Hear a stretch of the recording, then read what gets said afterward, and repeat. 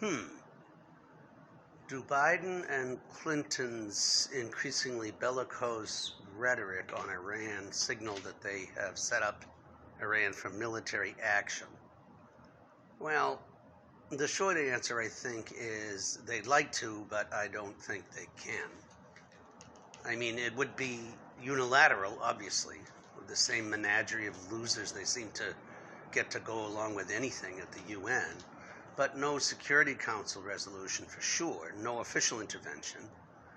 It's really an attempt to look busy and still relevant as the whole thing is unraveling.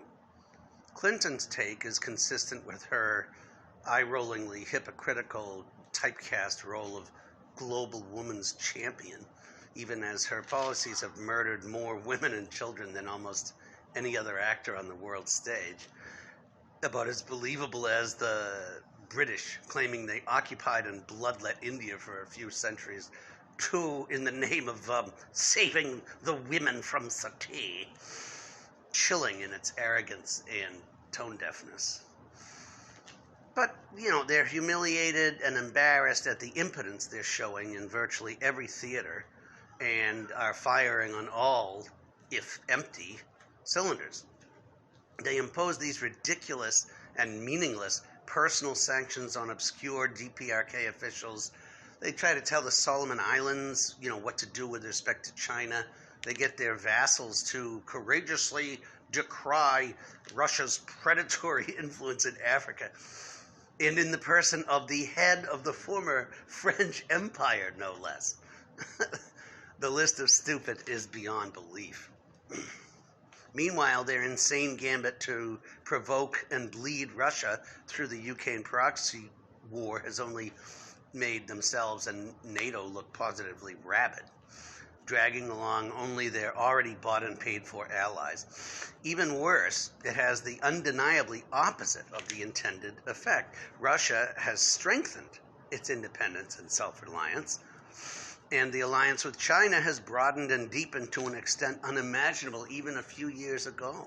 It really is nothing short of a death knell for U.S. hegemony. Now, don't get me wrong. They, by whom I mean the owners of everything, who make all the important decisions, about whom George Carlin famously quipped, "It's a big club and you ain't in it." They still wield enormous power. And they're still very dangerous. Not only do they control enough destructive power to murder us all, but they still have the power to control almost all of what we read, see, and hear.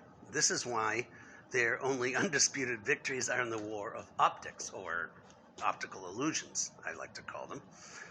Consider this. Their most impressive result in strong-arming countries at the UN.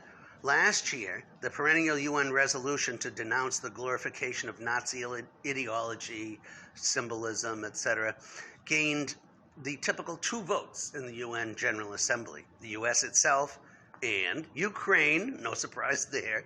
This year, the not-so-anti-Nazi camp has swelled by 50 countries, as the U.S. was eager to downplay its very decidedly neo-Nazi partners in Ukraine.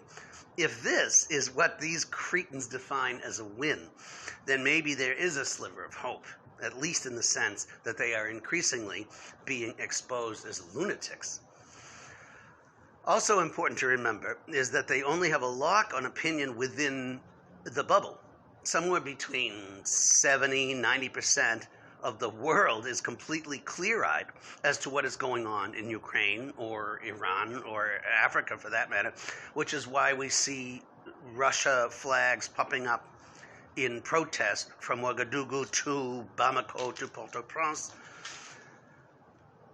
However confused Western audiences may be, others are not in the least swayed by the Western ministries of truth as to who are their enemies and who are their friends. And this, perhaps, offers the most hope of all.